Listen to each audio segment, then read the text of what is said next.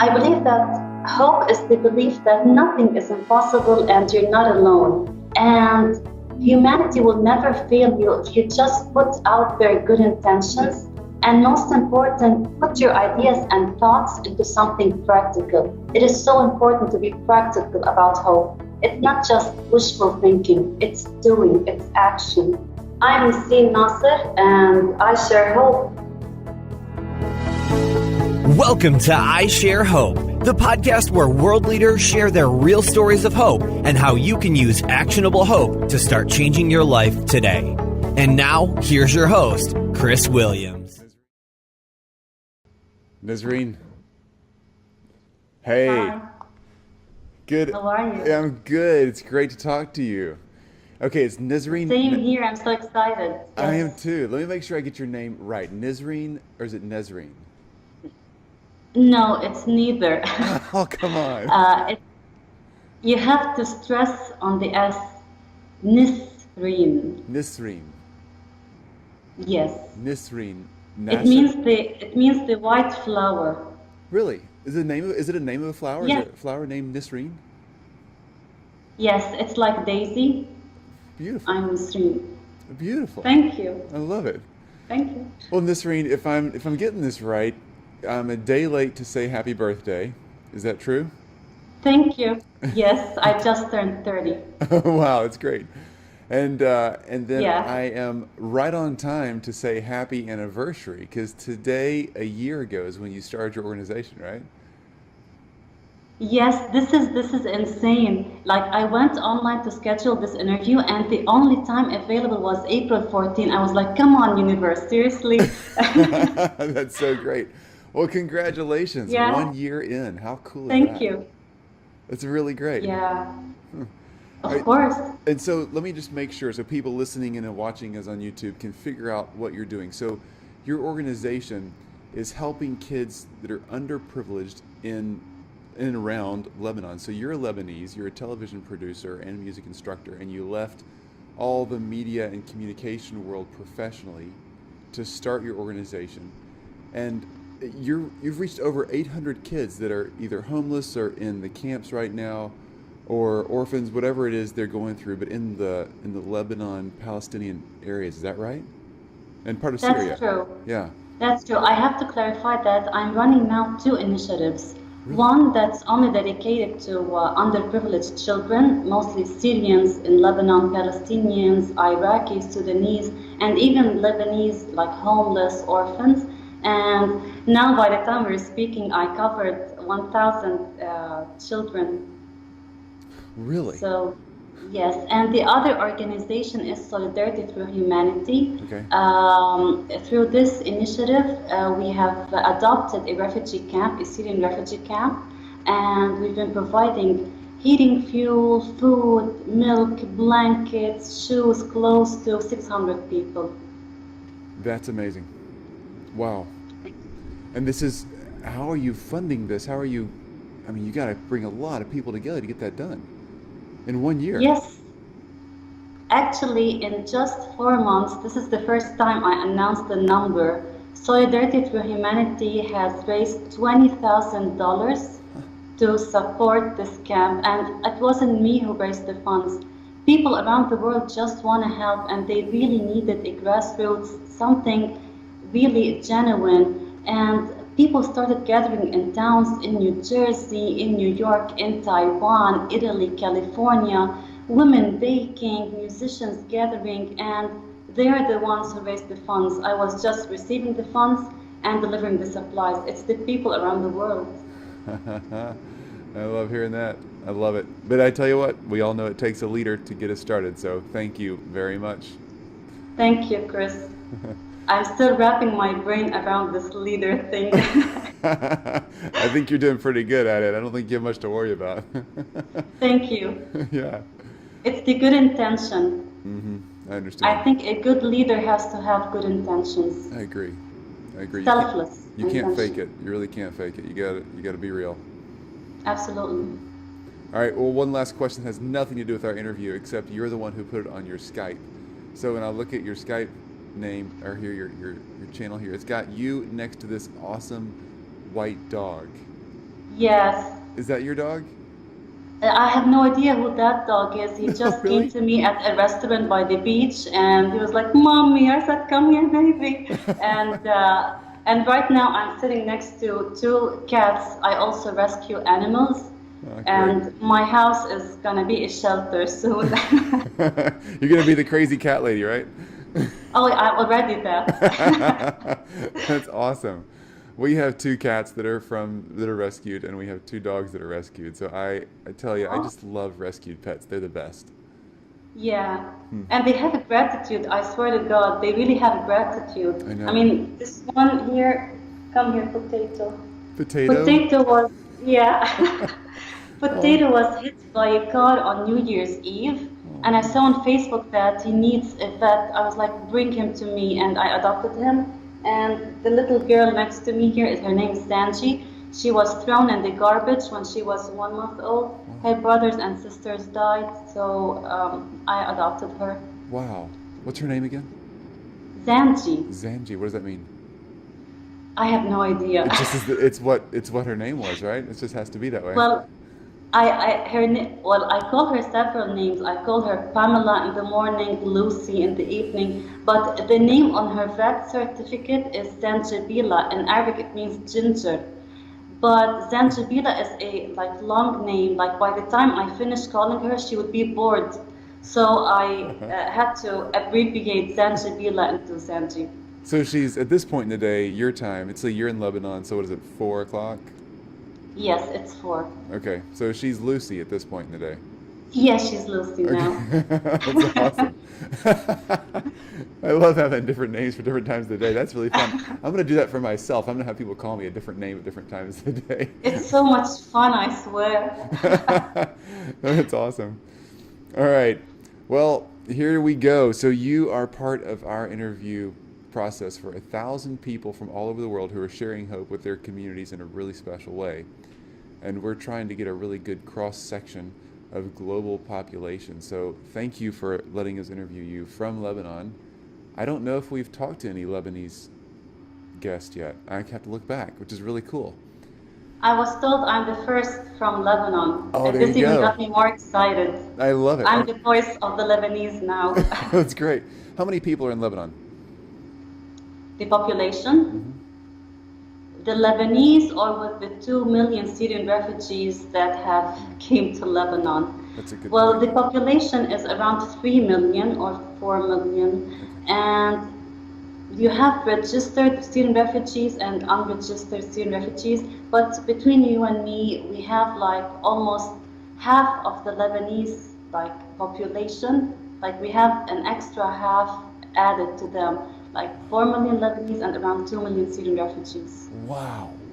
just in the past couple years. Wow. I didn't realize it was that much of a change. I knew y'all had a lot of refugees coming in, but didn't realize And it you know what, doubled. Chris? What? The number of Syrian refugees in Lebanon is almost the same as the whole number of Syrian refugees in Europe. And Lebanon is a very small country, very Hmm. small country. It's even like smaller than Connecticut. Hmm. So you can imagine how overpopulated it is now. Yeah. Wow. That's incredible. It's amazing that I'm surprised your infrastructures and food supplies, things like that, that must be really a huge strain. Of course, Hmm. of course, it's been really, really pressuring the past few years. But you have to help your neighbors. Mm-hmm. Yeah, you do. Good for you. Good attitude. Okay, Nisreen, here we go. Question 1. Are you ready for this? I was born ready, Chris. I can tell. All right, question 1. What's your favorite quote about hope or your definition of hope that you really like? Okay, I was really thinking of my favorite quotation. Then I was like, there are many concepts in life that do not really have one definition. It's like asking someone about love. You can have a million definitions. It's based on the person's personal experience with love. One might say it breaks our hearts, it's horrible. Someone might say, oh boy, love is so good. And hope is like anything else. It can have sometimes a negative connotation to some and a positive connotation to some. So I'm just gonna tell you my concept of hope. But I came to terms with hope only recently, by the way. Hmm. I believe that hope is the belief that nothing is impossible and you're not alone. And humanity will never fail you if you just put out their good intentions. And most important, put your ideas and thoughts into something practical. It is so important to be practical about hope. It's not just wishful thinking, it's doing, it's action. Well done. Well done. Question 2 then. Who has shared that kind of hope with you? Who's been a great sharer of hope in your life? Every single phase of my life had really a person who touched me in a certain way.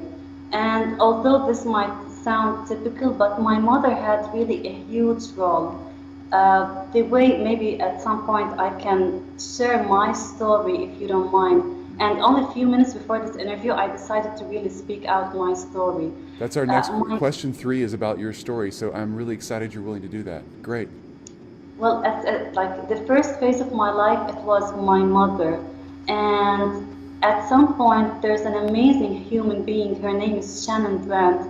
She's the one who actually helped birth solidarity through humanity with me. And there are actually leaders who might not be with you now, but there are leaders who were with me on this journey.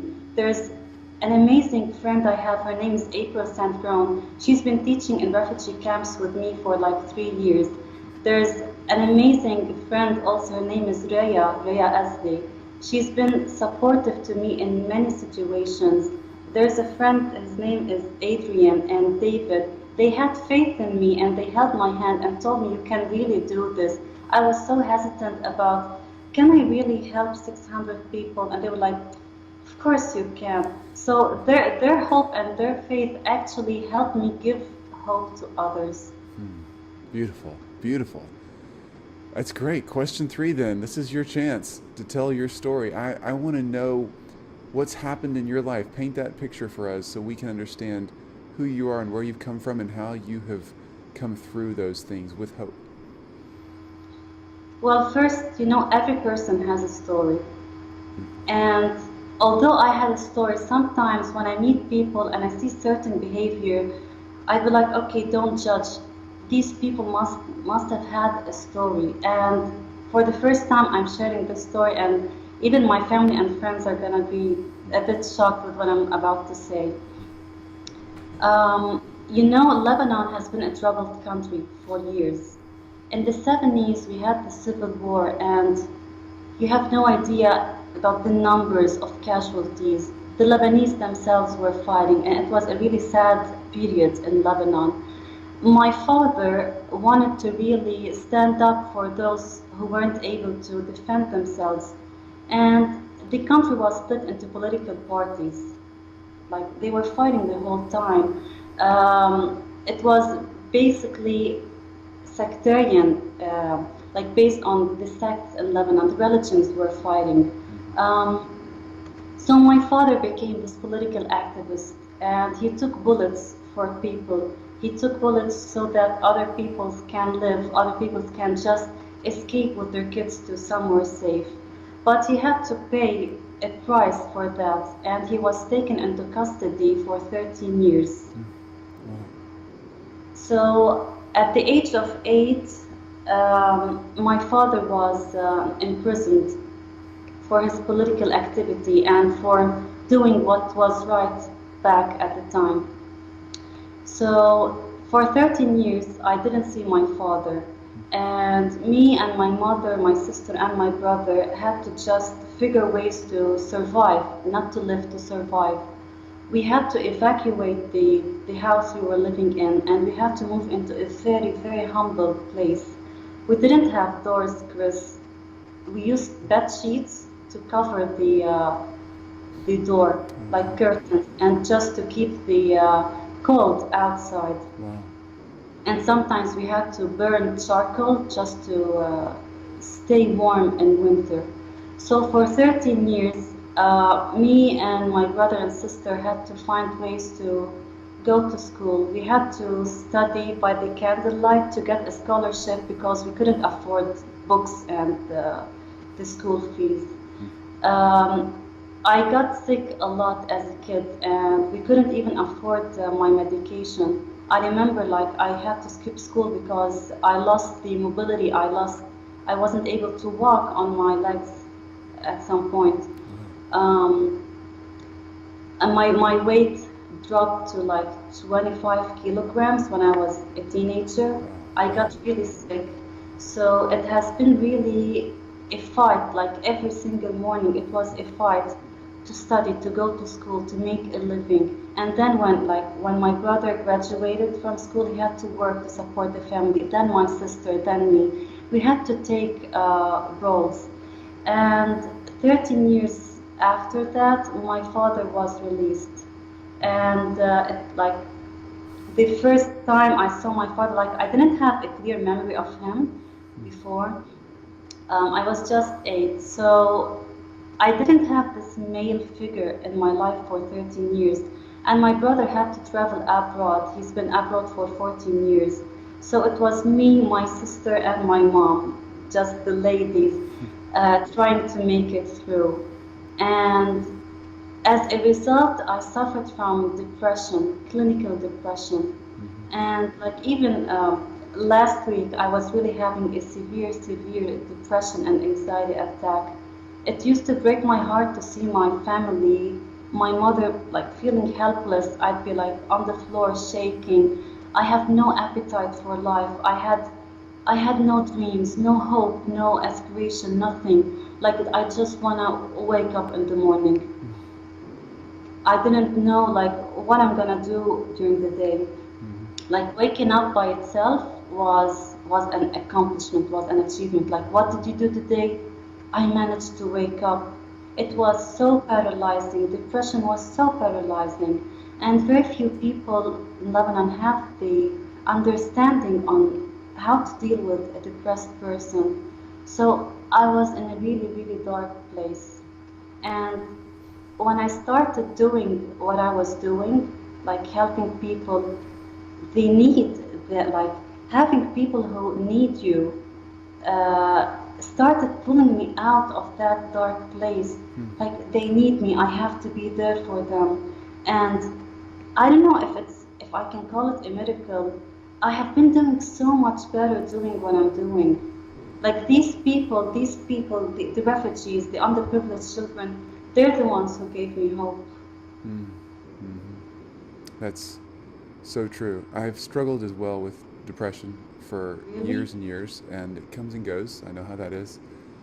And you're right. When you're in that spot where you just feel like you can't function, it's so hard to just think about what you're supposed to do next. And getting out of bed is a huge accomplishment. Yes. I'm really sorry you've had to deal with that. That's a miserable time. So what of that story does your family not really know about? Is it the depression? They do realize I was depressed, but I had to move out of my parents' place and live alone because I couldn't see my family aching. They think like now I was like still like I was doing well, but the reality is that I was still depressed. But I wanted to do what's right for me, for them, and for the people. You don't want to show it. Yeah. It's good to talk about it though. I'm glad you're being open about it. I really am, because there's so many other people listening right now and in your community in Lebanon who may be feeling the same thing and need to know they're not the only ones out there who feel this stuff. And you can get through it, you know? Of course you can get through it. Of course, again, I know it sounds now like a cliche, but I swear to God, it's hope. It's hope. With hope, you can overcome depression. Yeah. It's crazy, but like I'm a living example, and I swear I was depressed. I was really depressed. I was hopeless, but with hope, I was able to do what I'm doing now. I'm at least sitting here doing this interview. You know, I talked to somebody, this is an interview day for me, so I talked to somebody just before you who's from Zimbabwe. And he said, one thing he said really meant something to me because of depression. He didn't reference depression in his story, but he said that somebody told him never to make big, drastic decisions when you're in a really low or desperate time in life, because he was talking about feeling suicidal, and I've felt that. I think a lot of people who've been depressed have. And that was a really great piece of advice, not to make any big, drastic, scary decisions when you're in a really desperate time, and just let that season pass before you start making big decisions, you know? And as depression comes and goes for all of us, I think it's so important for anybody listening who is struggling with depression or does struggle periodically to serve, like you're talking about, when you reach out and give to someone else. I don't know what it is, but it does that for me too.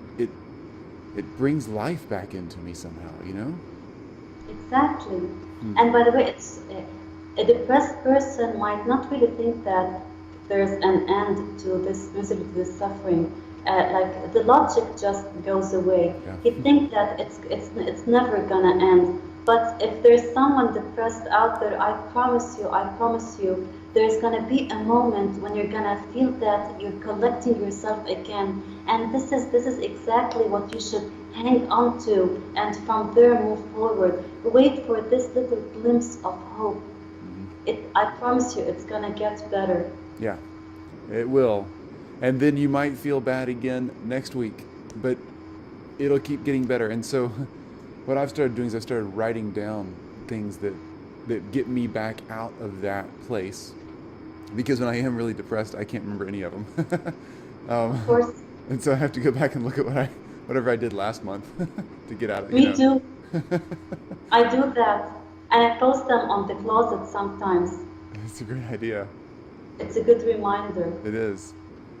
And you don't have to go and start an organization like you have to get out and help someone. It can be something simple like helping your next door neighbor with a simple task or chore, or reading to a child who needs somebody to read to them, or raking and picking up somebody's sticks in their yard because they can't do it themselves. It doesn't matter. It's just something simple. It's so helpful. It gets you out of the house and gets you doing something hopeful. Of course. And you know, also, you can just listen. Just listen to the other person. I want to tell you something, if you allow me. Like little things that I've came across while I was doing my work with underprivileged children. Recently, I started teaching in a shelter and orphanage, like homeless kids who were abused, who would be selling like gum and flowers on the street, and if they do not make a certain amount of money, their parents would be abusing them, like go back out there and make more money. So I'm teaching these children at a shelter. The social workers took them from their parents, and I'm teaching them music therapy. I have a kid who stutters. Like even if like he wants to say something, if I'm teaching him a song, he would listen to the song like with different lyrics. Like he creates his own lyrics. He's so afraid of listening, and if you come closer to him, he panics and goes to the back. So I told him, "You're safe with me. Just this kid just wants to be heard and seen, and wants to be acknowledged as an individual." So with music, it turned out that he has a perfect sense of rhythm. I assure you, and everybody now, this kid is going to be an amazing percussionist someday. With percussion, his whole being changes. He's more in tune with the universe. He's so confident, and all he wanted is to be seen as someone special, someone with talent, someone with much more to offer than just flowers and gum. And with like the music therapy, he started feeling more safe and comfortable. His speaking also started changing because I respected him and I saw him for the beautiful being that he is. I saw through him, and his fears started calming down. And other kids, they turned out to be really like aggressive, having aggressive behavior because they're always used to having to defend themselves because they're abused. And I totally understand that. So I tried to create an environment to them to really feel safe and to trust me. I'm an adult. They were taught not to trust adults. but I'm an adult and you can really trust me and we can grow as a humans together. And now, like whenever I come to class, we high five each other, and sometimes we don't even study music. They just want to share like their daily life stuff, and I just listen to them. And these kids are really changing and evolving in front of my eyes, and this again gives me hope. Beautiful. I love it. Way to be a good listener. Way to be a good friend. Of course. Good Thank example. you. So, question 4 is, what are you doing today to share hope with others? But I don't know. You seem like you've answered question 4 about 10 times already. Everything you're doing is sharing hope with others. I can emphasize. Yeah. Tell me more, and tell me about the organization. Like, give me a little more structure here of what it is and where you're at, and all that kind of thing. Okay, so Solidarity Through Humanity is my baby initiative now. It started between Lebanon and New York. Back in November, there's a small town upstate New York called Beacon. The women there started a bake sale, and they raised like $3,500 as a beginning and sent it to me to buy heating fuel in winter to 600 refugees in a forgotten refugee camp that receives no aid. The United Nations doesn't even step there. They've never seen someone from outside the camp for the past 5 years. So I bought heating fuel for the 600 people. The word started spreading across the United States. A small town called Point Pleasant Beach in New Jersey gathered, like the locals in the town gathered themselves, and some musicians held a fundraiser, like a concert, and the women also started baking. They came together, old friends were catching up, the community came together, they had fun, and they even raised more money. They sent it to me, and I provided heat for the camp for another month of winter. And the word kept spreading in the United States. It reached California. Someone in California, her name is Vicky, she was like, "Hi, I'm Vicky from California and I would love to help. Would you allow me?" I said, "Please go ahead." She held a fundraiser and we raised $8,000 with just a music performance. And amazingly, Congresswoman Loretta Sanchez heard about the initiative, and she sent me all the way to Lebanon, like a certificate. The word kept spreading. It reached Italy. University students in a university in Milan, well, they're like teenagers, but they were like, "We want to help." I said, "Do whatever you feel like doing." They also held a bake sale at the university and they raised more money. And the ripple effect kept growing and growing. It reached Taiwan. The Taiwanese held a music concert and raised more money. This is why we raised like over $20,000 now. At the camp, they used to unfortunately, to stay warm in winter, they'd bring an old shoe and burn it in like a tin can to keep themselves warm. When I started buying heaters and heating fuel to the residents of the camp became clean. They no more burn garbage or plastic. They started a healthy lifestyle because they know that I'm going to be providing heating fuel in just like a couple of weeks. And when winter ended, it didn't mean that our campaign had to stop.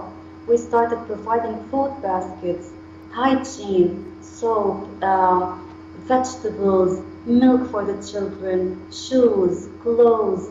And I'm telling you, the people out there in the world really want to help. Humanity will always win over war. I mean, war can always destroy, but humanity and these good people around the world will really bring this balance back. I know we're just now targeting 600 people, but instead of giving a little bit here, a little bit there, me and Shannon, my partner in this initiative, wanted to set a model. If every town in the world can adopt like a refugee camp, can adopt a shelter, you can't imagine the change that we can do. That's a good point. That's a great way to look at it. Adopting a camp. One town adopting another town, in a sense. Of course, it doesn't take much. People think that saving lives or helping people needs funds, but it actually needs just people who have good intentions, gathering, having fun, eating the goods, selling muffins and cookies, playing some good music, and you can raise over $20,000 and really make a huge change in the lives of, I'm not saying one person, 600 people at least. Wow. Love it. Very good work. Good leadership. Again, you're still figuring this leadership thing out, but I don't know. You might be writing a leadership book here sooner or later. And Chris, I think that it was really meant for me today to be with you. And one day after my birthday, and exactly 1 year after quitting media, Yeah. because when I was working in television, I used to cover the stories of like miserable people, of refugees. There was a lot of exploitation of people's emotions and misery. We were taught that bad news is good news in media. I don't want to be someone covering the news or just watching the news and staying still. So I would like now to put out a call to action. There are 1,000 leaders with the I Share Hope program. So I would really like these 1,000 people to join forces with me to really start this huge worldwide ripple effect, because we can really do change. I'm just one person in Lebanon, and of course I'm getting support from thousands of people around the world, but I think 1,000 leaders around the world can really bring the balance that the world needs. So I'm hoping that if they're listening to me now, they can reach out to me and maybe really organize at least a day. We can agree on a day. Don't donate money, just be there, gather in certain places around the world and show solidarity for humanity. Sometimes just solidarity and a loving touch, like sending your love out, can really give hope to people. And they're not forgotten. There's a lot of suffering around the world. I mean, I come from a troubled region. I have Palestine in the south. I have Syria surrounding Lebanon. I'm surrounded with suffering, and a lot of sad events have been hitting the world in Turkey, Brussels, Paris, Yemen. So the world now needs hope. So if we can just gather on a certain day, let's say a month from now, people gathering in little towns in the world, just let's send out this collective loving energy, and I promise you, beautiful things are gonna manifest. You are so right. I love the challenge. I love it. How can people find out more about where you are? So if they want to get in touch and get more organized, website, social media, what do you have? For now, they can join our page Solidarity Through Humanity on Facebook. We're always posting photos, and they can also follow our channel on YouTube. Whenever I go to the refugee camp to deliver supplies, I'm filming everything and sending messages from the people who donated and the people who are receiving these donations and building these bridges. So you can follow also the YouTube channel and see how little acts of kindness can bring happiness and improve people's lives. The YouTube channel is also under the same name, Solidarity Through Humanity. Awesome. Awesome. So we're going to put these links also on our website, because a lot of people are listening to this or watching this. They might not have something to take notes on. So isharehope.com is our website. If you go to the interview pages, and you'll find all the links under Nisreen's interview there. You'll find everything that we've talked about, all the links for her, so you can get in touch with her. That's awesome. Question 5. You ready for the last one? Shoot. Okay. The simple ABC steps, the 1, 2, 3s on how I should grow with hope, or how I can share hope with somebody else today. Hope has to start from within you. Before even thinking of giving hope to someone else, it has to be genuine. So have faith in yourself and in this divine being that you are, and really have faith and hope that you can actually do anything you set your mind to doing. And just be a good listener. Give a touch of love to someone who needs it, and just be your authentic self as much as you can. Good words. Very good. Thank you so much. It's been a privilege talking to you. It really has.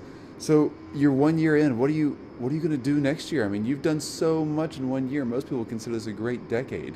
You've had a great decade in 1 year. What's next? I just want to keep doing what I'm doing, honestly. Like, I want to live day by day. I don't want to have like huge plans. I just want to go with what my heart feels. And I just want to give hope to people who think that hope is like something like a fantasy. But no, it really exists. And I want to prove to people that I'm here, and thousands and maybe millions of other people are there for them too. I love your spirit, your heart. Beautiful. Thank you, Chris. I really do. Don't tell me the interview is over. It's not over until you want it to be over, but at some point we do have to go, right? No, let me do this. Tell me this. We have each of our guests say their name and I share hope, and we'll put that at the very beginning of your episode. So I'm going to mute my microphone for a second, and you just say your name and I share hope. Does that make sense? Just that? Just that, yeah. We'll start with that, and then we'll do one more thing after that. So you go for it. I'm Nisreen Nasser, and I share hope. Perfect. Is there anything else you want to say? If you could have a quote or a statement or something that kind of really summed up your interview, or not just your interview, you're thinking about hope right now. Maybe it's the definition you mentioned earlier, the quotes. You tell me, what's best for you? Well, I can only think of just one thing. You're not alone. That's great. You know, that's so true. That is so true. Nisreen, that's a great way to leave this, because people who are feeling hopeless feel alone. They come together. Loneliness and hopelessness, they really do stay together. You really are not alone. If you are feeling that way, this is not a counseling show. We sure don't know any professionally counseling tips, but you do need to reach out. Reach out to people in your community. Reach out to us on social media, whatever it is. Chris Williams HQ is where all of my social media connections are, no matter what platform you're on, Chris Williams HQ. But I would love to talk to you. Nisreen would love to talk to you. There's so much going on that you can get involved in and you can do that are little things that make a huge difference in your life and somebody else's. I love what you're doing. Thank you. Well, Thank you, Chris. Say good evening to Potato and Lucy. Nancy. Nancy, Potato Nancy, that's right. Oh, no. What's her name now? Is it? Oh, no, now it's Pamela. Pamela, oh. Yeah. Has it changed already? Yeah. Yeah, it's now almost like 4:30. Okay, that's true. That's so Thank you great. so much, Chris, for this amazing opportunity. I really needed this for myself, and I'm sure for others. I needed it too. I've done this project, and you know, this project started as a way for me to get hope, because I was depressed and suicidal and just working on a lot of hard stuff, and I wanted to talk to people who'd made it through something or are hopeful. And it's great to talk to people who are on the journey and aren't going to quit. I'm sure not going to quit. There's a lot to do, and I'm looking forward to doing it. All right? Me too. Have a great afternoon. Thank you, Chris. Thank you very much. Have a Bye-bye. good evening. Bye. You've just listened to I Share Hope. If you're ready to make a change, head to our website at isharehope.com and claim your free copy of the Top 10 Actions of Hope from World Leaders to use hope in your own life. Thanks for listening, and we'll talk to you next time.